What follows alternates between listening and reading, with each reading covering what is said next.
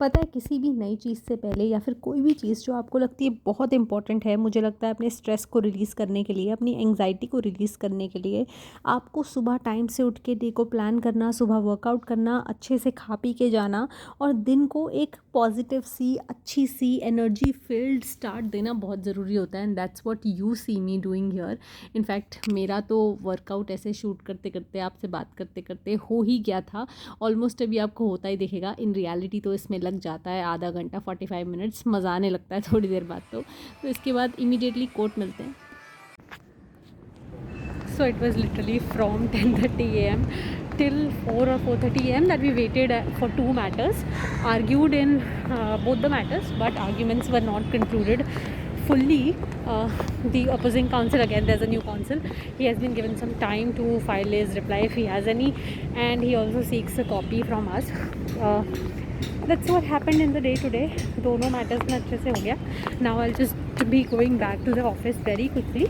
I have to do some study, prepare for some cases as well. I'll meet you very soon again. This was the Delhi High Court.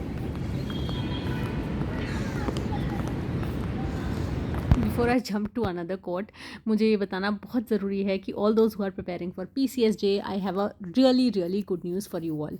Unacademy का वो offer कि वो आपके लिए special classes बिल्कुल free of cost provide करेंगे। All those who are very passionate about the PCSJ exam, वो offer अभी भी कंटिन्यू हो रहा है for the month of May as well. ये बिल्कुल स्पेशल क्लासेस हैं जुडिशरी एग्ज़ाम्स के लिए, और ऐसा नहीं है कि इनको एक्सपर्ट्स नहीं देंगे। ये क्लासेस देने के लिए भी हर सब्जेक्ट के स्पेसिफिक एक्सपर्ट्स आपके लिए अवेलेबल हैं। अगर आपको आगे भी नहीं सुनना और डायरेक्टली क्लास पे जंप करना है, तो आपको जो डिस्क्रिप्शन बॉक्स में लिंक दिया है ना, वहाँ से आप इजीली जाके स्पेशल क्लासेस को अवेल कर सकते हो। अगर आपको कहीं पे भी कोई कोड की रिक्वायरमेंट हो, तो आपको वहाँ पे ज़रूर कोड VLOGISH ही यूज़ करना है, which is also our channel's name.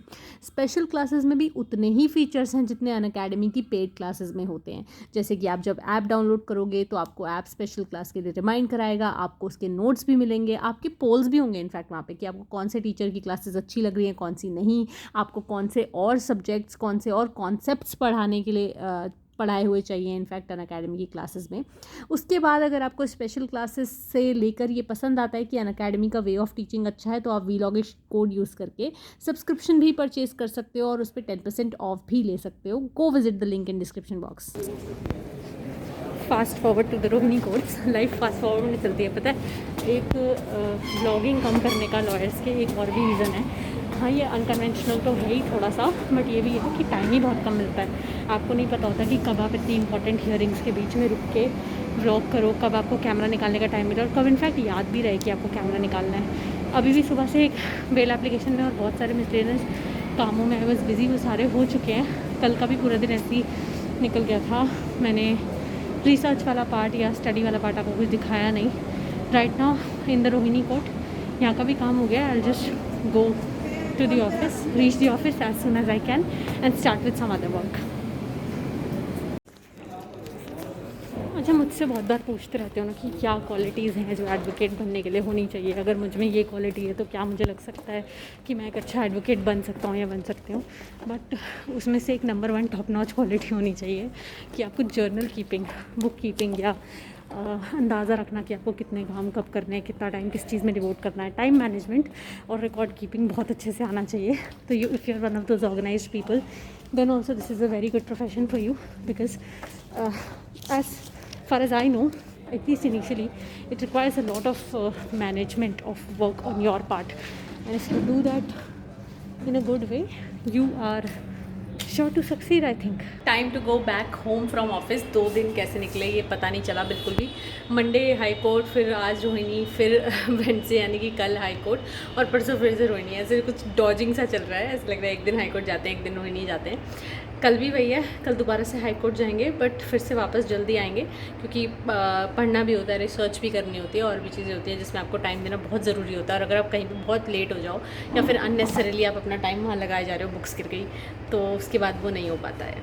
High guys, the reason why I am shooting less these days, I want to shoot a lot more. मेरा भी बहुत मन करता है कि व्लॉग ज़्यादा करूँ, घर आके भी करूँ और भी ज़्यादा चीज़ें दिखा पाऊँ, but the reason is this. आपको ये हॉट पैक दिख रहा होगा मेरी कमर पे, तो मेरे को बहुत दर्द होता है यार कमर में, वही ठीक करने की हम कोशिश कर रहे हैं। हम कहीं भी जाते हैं, if I go to the high court, if I go anywhere, I just have this one thing in mind कि मुझे ये हीट वाली सिटिंग लेनी है हाई कोर्ट जाके भी, घर पे भी ये चीज़ करनी है ताकि ये दर्द ठीक हो जाए। ऊपर से they start giving me some vitamins, कुछ विटामिन उन्होंने दिए थे D3 और पता नहीं एक और कोई कैल्शियम और D3 उन्होंने दिया था।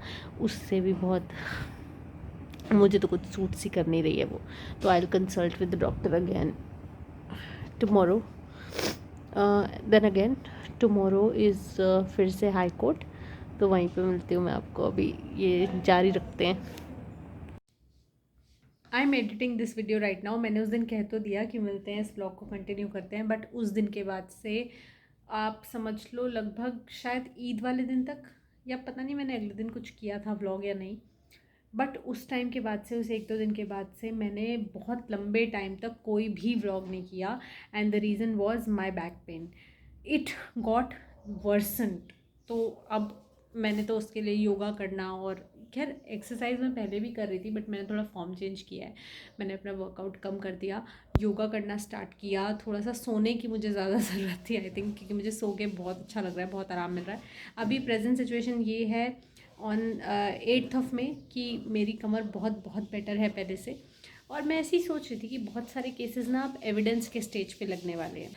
आप में से बहुत सारे लोग, स्पेशली स्टूडेंट्स, इनफैक्ट मुझे भी, एविडेंस एक्ट एक ऐसी चीज़ है जिसमें ना जितना भी पढ़ लो वो हमेशा कम लगता है, क्योंकि वो बहुत ज़्यादा प्रैक्टिकलिटी पे बेस्ड है। तो हमारे मन में ना एविडेंस से रिलेटेड एक क्वेश्चन रहता है, हम ये तो समझ जाते हैं कि रेलेवेंट फैक्ट्स क्या होते हैं। एविडेंस एक्ट पढ़ते हैं, सारे सेक्शन वेक्शन पढ़ लेते हैं। सबसे पहले तो हमें रेलेवेंसी में सेक्शन 6 पढ़ाया जाता है ना एविडेंस एक्ट का, रेस जेस्टे, कि जो सेम ट्रांजैक्शन में फैक्ट्स हैं वो रेलेवेंट फैक्ट्स हैं। हम समझ जाते हैं कि रेलेवेंट फैक्ट्स क्या है, बट हम बहुत बार कंफ्यूज कर लेते हैं 2 चीज़ें, और वो 2 चीज़ें होती हैं रेलेवेंसी और एडमिसिबिलिटी। हमें लगता है कि अगर ये फैक्ट रेलेवेंट है हमारे केस के लिए तो कोर्ट के सामने ये एडमिसिबल भी होगा। और जब हम वो एविडेंस पेश कर रहे होते हैं और जब हमें कोई सामने से काउंसिल टोकता है या कोर्ट टोकता है कि भाई ये तो एडमिसिबल नहीं है, हमें समझ नहीं आता कि ऐसा क्यों, एविडेंस एक्ट के हिसाब से तो ये रेलेवेंट था। तो relevancy is not always equal to admissibility. इसका सबसे अच्छा एग्जाम्पल एक होता है जो मुझे हमेशा याद रहता है, वो होता है रजिस्ट्रेशन एक्ट में एक सेक्शन 49 है। मान लो कि एक ऐसा मैटर है, एक ऐसा केस है जिसमें कि एक सेल डीड बहुत रेलेवेंट है दिखाने की, देखो भाई ये सेल डीड हुई थी, यहाँ पर ये प्रॉपर्टी खरीदी बेची गई थी, और ऐसा नहीं है कि मैं इसको फ्रॉड करके ये प्रॉपर्टी इससे छीनने की कोशिश कर रही हूँ। ये गलत कह रहा है, ये मेरे खिलाफ जो केस चला रहा है ये बहुत गलत है, ये फ्रॉड वगैरह का।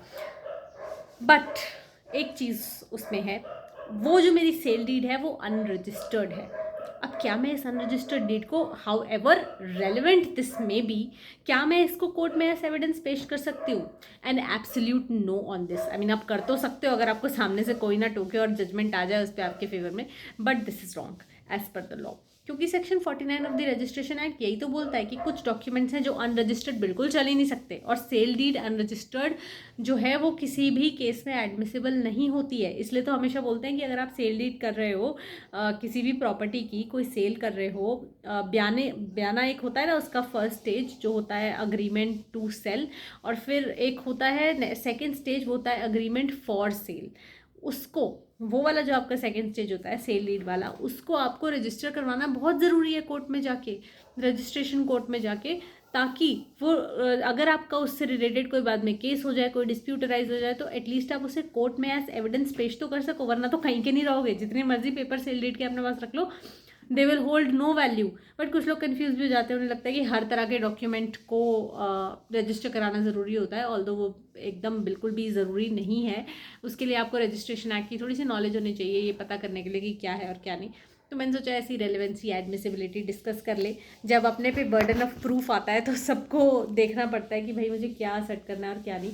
मैंने ना बहुत एक लेक्चर सुना था, मुझे टीचर का नाम नहीं याद आ रहा है, सो सॉरी, बट उस लेक्चर में उन्होंने बोला था कि जब भी हम किसी चीज़ को, किसी केस को प्रूव करने निकलते हैं ना, तो टेस्ट ये नहीं होता कि किसने अच्छे से कर दिया है प्रूव, टेस्ट ये होता है कि कौन अपना बर्डन डिस्चार्ज नहीं कर पाया, कौन अपने बर्डन की जो जितनी भी उस पर चीज़ें थी वो प्रूव नहीं कर पाया। जो नहीं कर पाया वो हारता है और जो बाकी दूसरा वाला जीत जाता है। ऐसा नहीं होता कि जिसने प्रूव कर दिया वो जीतता है, क्योंकि जब आप एक चीज़ प्रूव कर देते हो ना क्रिमिनल लॉ में, तो वो बर्डन शिफ्ट हो जाता है, वो दूसरे पे शिफ्ट हो जाता है कि इसने प्रूव कर दिया, भाई अब तू रिवर्ट कर दे, तू डिसप्रूव कर दे इस चीज़ को।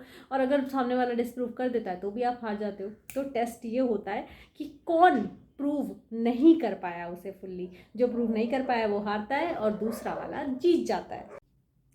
आज एडिट करते करते बहुत एविडेंस एक्ट याद आ रही है। एक और चीज़ याद आ गई कि मैंने ये तो बताया ही नहीं। एविडेंस तो दे दोगे बट ये भी तो याद रखना है कि व्हाट एविडेंस में बी गिवन। तो सेक्शन 5 इससे मुझे हमेशा एविडेंस एक्ट का याद आता है कि एविडेंस आप उसी चीज़ के दे सकते हो, उन्हीं चीज़ों की दे सकते हो जो आपके फैक्ट इन इशू से रिलेटेड हो।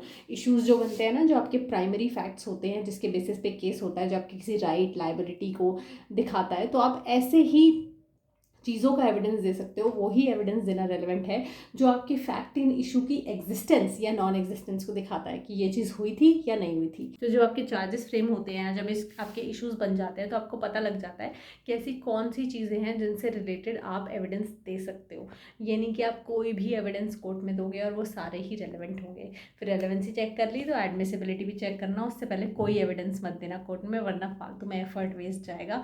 Now I will meet you very soon again with a new video on a new concept. Bye for now.